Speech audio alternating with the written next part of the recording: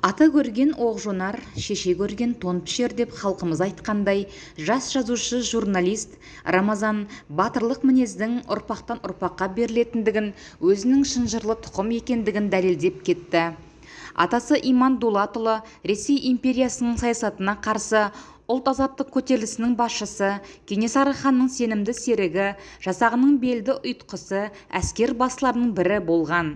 Хан Кене Иманның жасақ алдындағы беделін құрметтеп, есімін атамай Айеке, Көсемкөк, Божғырға деп атаған.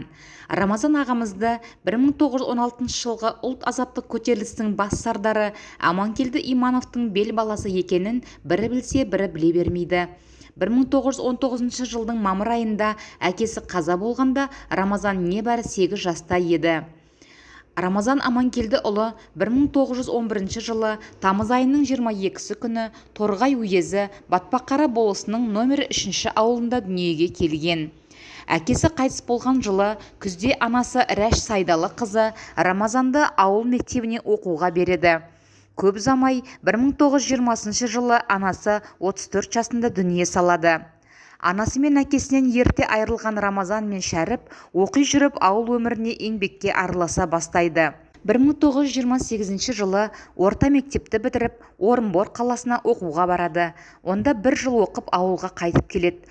Ауылдың тұрмыс-тіршілігінен шыға алмай, оқуын жалғастыруға мүмкіндігі болмай қалады. Сөйтіп 1929 жыл мен 31 жылдардың арасында Шағырлы Түбек колхозында жылқышы, кейін Аманкелді ауданы милициясының нұсқаушысы қызметін атқарады.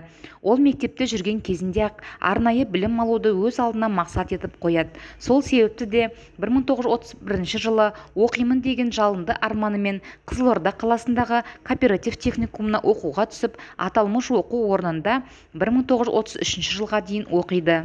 Жақсы білім алсам деген ойда жүрген Рамазанды інісі Шәріп Алматы қаласына шақырып алады.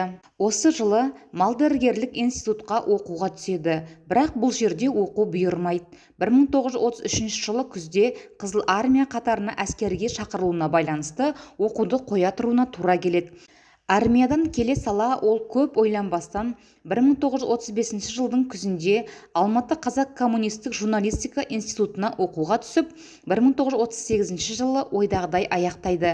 Ол оқып жүріп Лениншіл жас, Түркісіп, Большевиктік жол газеттерінің редакциясында оқу тәжірибелік оқытудан өтеді. Комсомол қатарына алынады. 1938 жылдың күзінен 41 жылдың шілдесіне дейін Республикалық пионер журналында жауапты редактор қызметін атқарады. 1936 және 41 жылдардың аралығында оның көптеген мақалалары сол кездегі газет-журнал беттерінде жариялана бастайды. Оның Батырдың балалық шағы, Доғал айқасы, Зылиқа, Екі дос, тағы басқа еңбектері оқырман жүрегінен үлкен орын алады. Ол комсомол комитетінің мүшесі болғандықтан, жұмысшылардың хаттарына жауап ретінде іс-сапарларға жиі шығып, әртүрлі тақырыптарға ағартушылық лекциялар оқиды. Шығармашылыққа шындап кіріскен Рамазан аяқ асты басталған сұм соғысқа інісі Шәріп екеуі аттануға міндетті болады. 1941 жылдың шілдесінде майданға кеткен Рамазан сол жылдың аяғында ерлікпен қаза болады. Жауызда қатал соғыс небәрі 30 жастағы жалынды жас жүректің өмірін осылайша жалмайды. Сүйікті жары, аяулы ана Нәзира Бөкенбаева 26 жасында жесір, ұлы Батырлан 2 жасында, қызы Райхан анасының ішінде жетім қалады. Нәзира қаншама тағдырдың басқа түскен ауыр тауқыметін көрсе де, жан жарының қос аманатын көзінің ағы мен қарашығындай қорғап, мәпелеп өсіреді. Ол жарының өлгеніне сенбей, соғыстың соңғы күндеріне шейін Рамазан тірі деген бір қағаздың келетінін күтеді. Бірақ өкінішке орай ол қағаз келмейді. Ал інісі Шәріп болса, отан алдындағы борышын орындап, туған жерге тек 1949 жыл ғана оралады. Мағыналы ғұмырын 2000 жылы аяқтап, өмірден озады. Кейін Нәзира Бөкенбаева Жалын баспасының алғашқы құрылған күндерінен бастап бас корректор қызметіне алынады.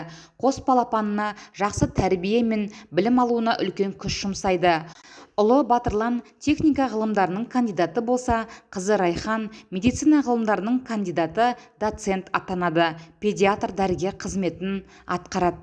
Қазіргі таңда Батырлан ағамыз бен Райхан апамыз құрметті зейнет демалысында немере шөбере ортасында Алматы қаласында тұрады. Шындығы сол, отанымды жауға қалдырмадым. Кішкене ұлымды тастап майданға аттандым. Ажал маған қорқынышты емес. Ұлым, еңбектен тайма.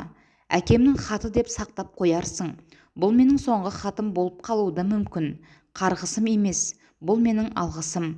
15 тамыз 1941 жыл.